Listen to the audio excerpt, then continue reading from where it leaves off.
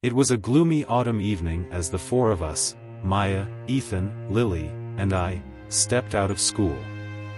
The air was heavy with the scent of fallen leaves, and the sun had already dipped below the horizon. We were high school friends looking forward to the weekend, with plans to venture into the nearby woods for a camping trip. Little did we know what awaited us there. Loaded with camping gear, we hit the road, the excitement building with every mile we covered. The woods beckoned, and our adventure was about to begin.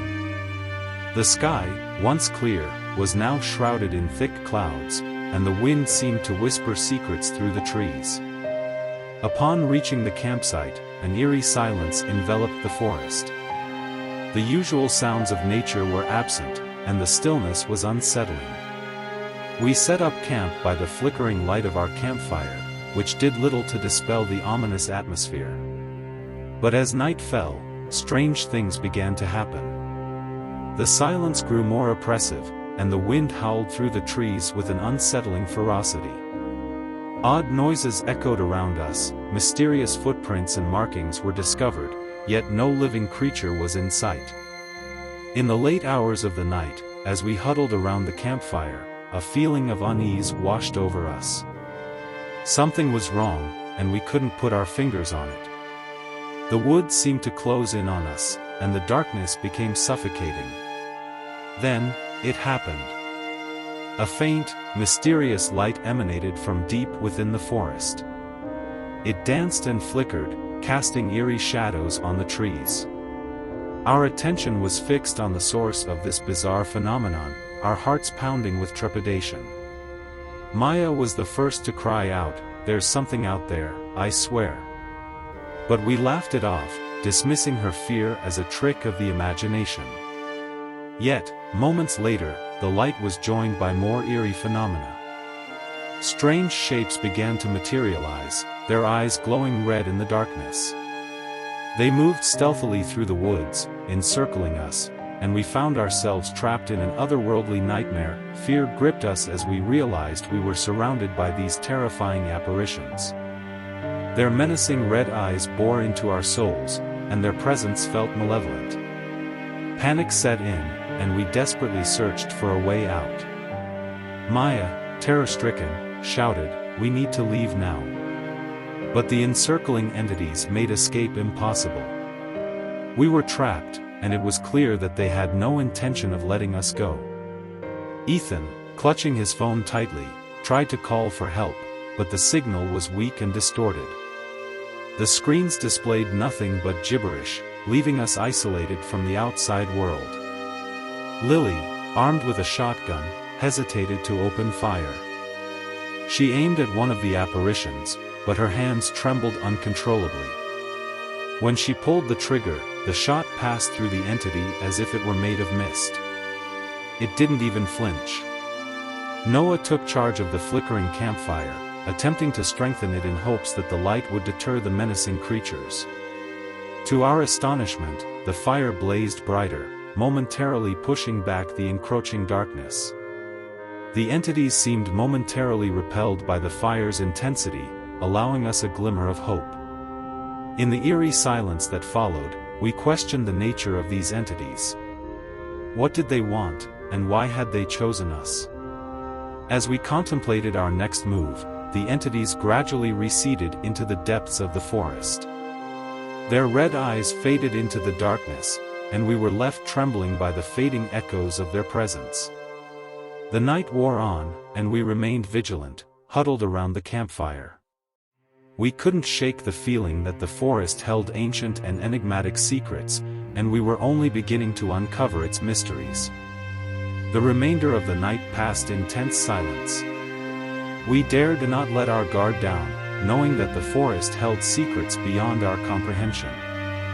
With every rustle of leaves and distant whisper of the wind, our anxiety deepened. With the first light of dawn, we decided it was time to leave the forest.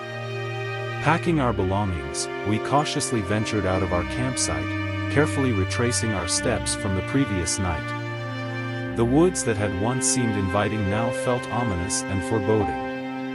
As we emerged from the forest, the sensation of being watched lingered, but the menacing entities remained hidden. We reached the safety of our cars, feeling a mixture of relief and unease. The night's events had shaken us to the core, leaving us with more questions than answers. Our camping trip had turned into a chilling encounter with the unknown, and the memory of those red-eyed entities would haunt our dreams for years to come. We drove away from the forest, but the mysteries it held continued to beckon, daring us to explore its depths once more.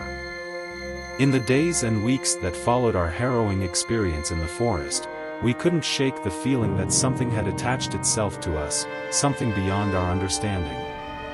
Nightmares plagued our sleep, and we found ourselves drawn to the forest, as if compelled by an unseen force. Driven by an insatiable curiosity and a desire to unravel the mysteries that had tormented us, we returned to the woods. This time, we came prepared with research and equipment. We sought answers to the questions that had haunted us since that fateful night.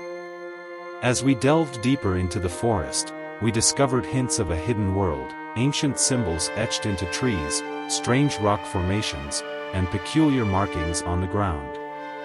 It was as though the forest itself held the key to the enigma that had consumed us.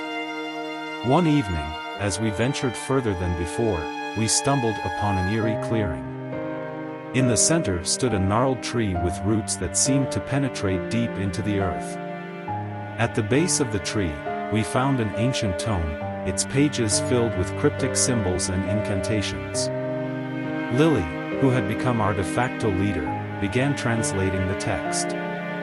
It revealed a dark and ancient ritual, the summoning of otherworldly entities known as the Sentinels of the Woods. These entities were said to guard the forest's secrets and protect its ancient knowledge. As we delved deeper into the ritual's details, we realized that it was the very ritual that had brought us face to face with the red-eyed entities on that fateful night. We had unknowingly trespassed into a world beyond our comprehension, and the consequences were far-reaching. Armed with the knowledge from the ancient tome, we felt a strange mix of fascination and dread.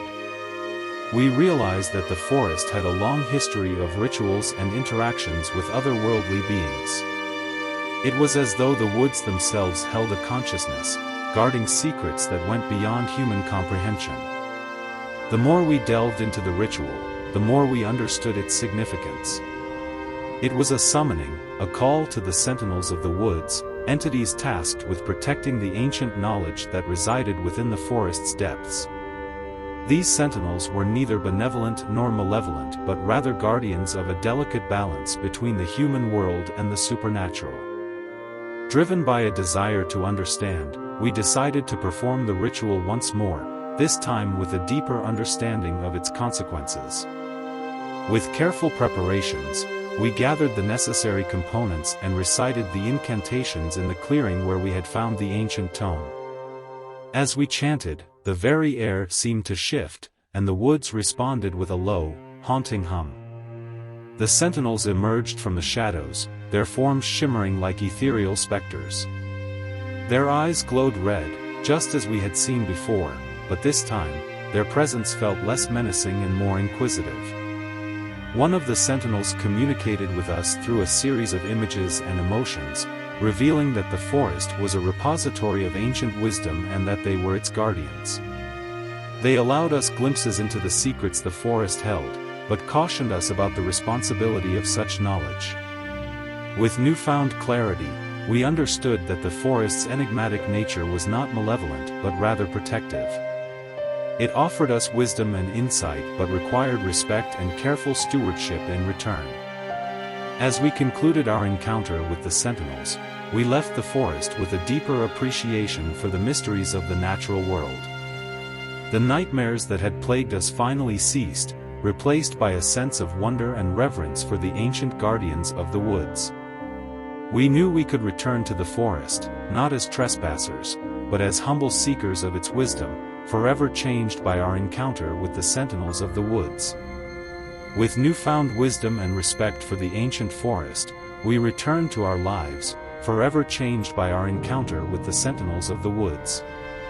We shared our experiences with others, hoping to spread the message of the importance of respecting the natural world and its mysteries. Over time, the nightmares that had haunted us gradually faded, replaced by a sense of connection to the world around us. We realized that the forest had a language of its own, and it was up to those who ventured into its depths to listen and learn.